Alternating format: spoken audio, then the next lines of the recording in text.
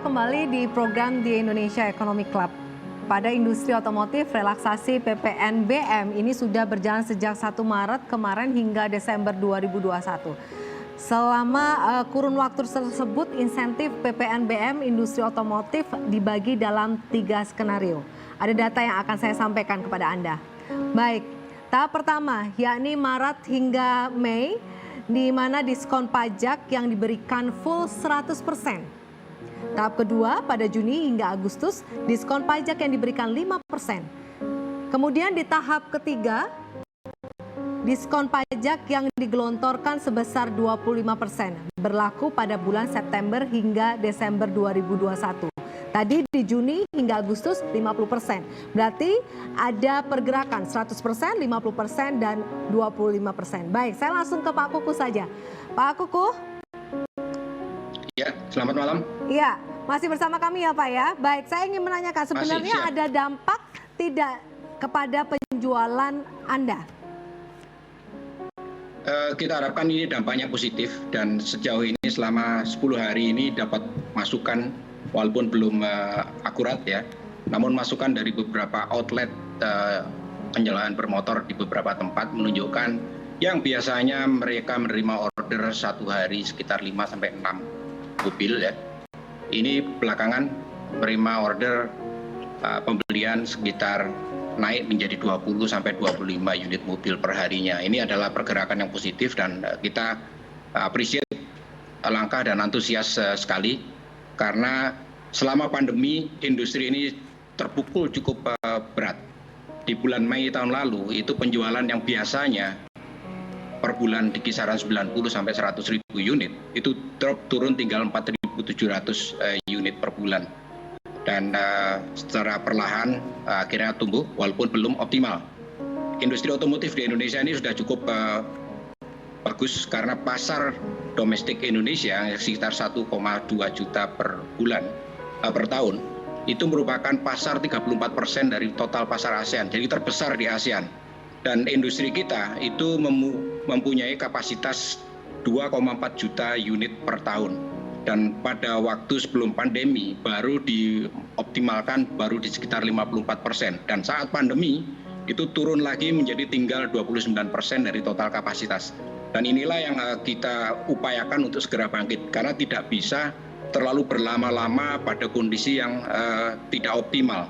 Karena ada kurang lebih ribuan pemasok yang menjadi pemasok bagi industri otomotif. Pabrikannya sendiri sebagai lokomotifnya, komponen-komponennya yang jumlahnya ribuan itu juga mempekerjakan karyawan secara langsung dan tidak langsung. Totalnya di sektor otomotif ini ada sekitar 1,5 juta karyawan. Nah, inilah yang ekosistem industri inilah yang kita upayakan agar segera bangkit. Kalau penjualannya bangkit, produksinya kembali bangkit, maka karyawan yang bekerja itu bisa mendapatkan gaji yang memadai yang akhirnya juga akan dibelanjakan dan mereka juga membayar pajak. Dan akhirnya inilah yang diharapkan akan menggerakkan ekonomi nasional kita. Perlu dicatat juga bahwa dalam kondisi demikian kita ekspornya itu kemarin kontribusinya cukup besar.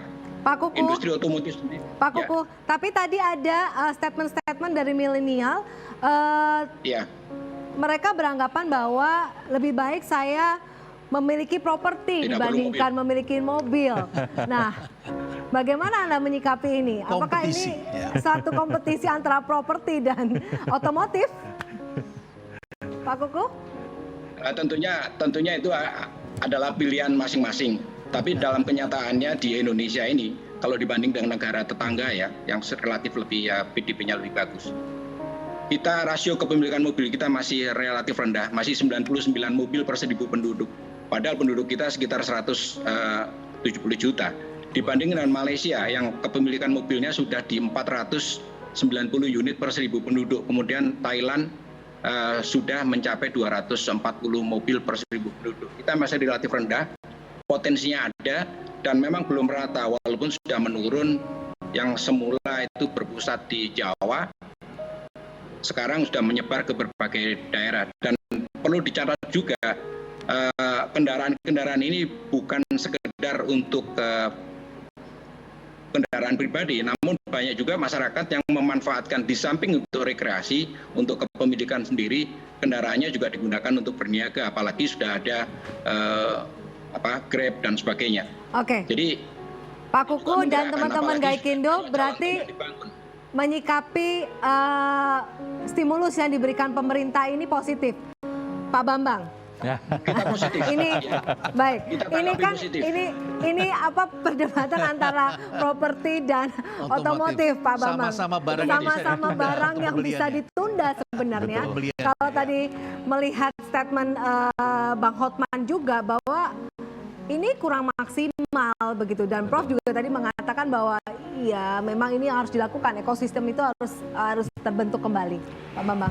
Ya, begini, kalau kita bicara properti itu sebenarnya adalah basic need yang ketiga ya, setelah sandang, pangan, papan. Jadi kalau dari posisi hierarki itu pun kita udah tahu kepentingan properti dibanding yang lain, dia memang di atas semuanya. Dan yang kedua, jangan lupa properti itu bukan hanya sekedar untuk shelter, berteduh, tapi dia adalah alat investasi.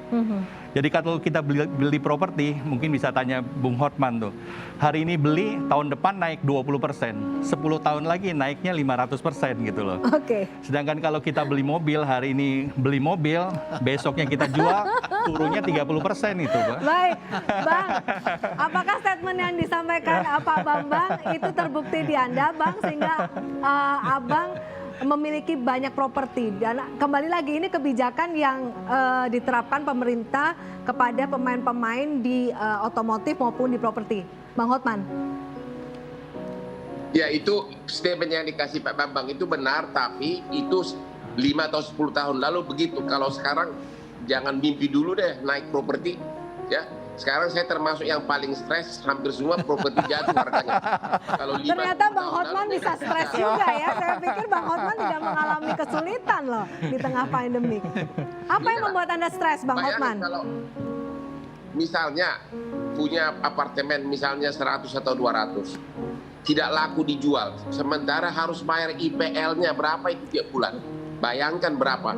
Belum lagi kalau kita punya unit perkantoran di SCBD. Saya punya puluhan perkantoran di SCBD, bayangkan berapa mahalnya di sana IPL-nya.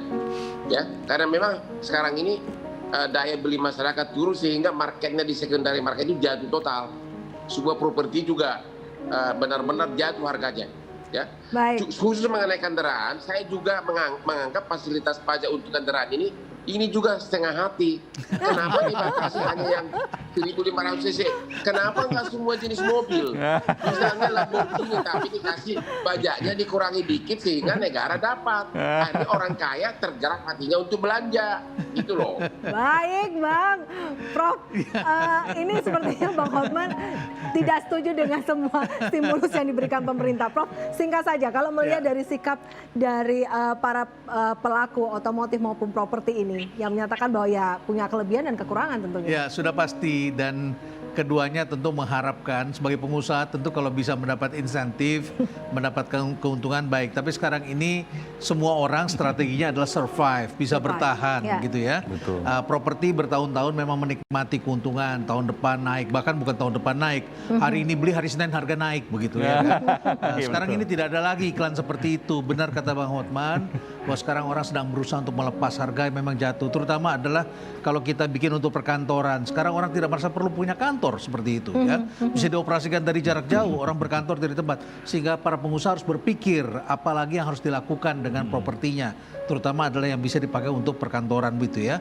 Tapi saya kira harus ada terobosan-terobosan, cara-cara baru yang dilakukan oleh teman-teman kita, khususnya adalah membidik menengah ke atas. Tapi manusia itu memang memerlukan instrumen untuk menyimpan asetnya. Ya, seperti kalau apa instrumennya? uang itu kan liquid, tetapi kan karena liquid ya, harganya kan turun terus begitu karena ada inflasi, karena ada gejolak dan sebagainya. Tetapi kalau simpan aset, harganya kemungkinan akan naik dan bergejolak. Tapi masalahnya tidak liquid, itu aja saya kira. Ya. Baik, Prof. Ya, pemirsa, jurus survive yang seperti apa dari 3 narasumber kita di malam hari ini? The Indonesia Economic Club segera kembali.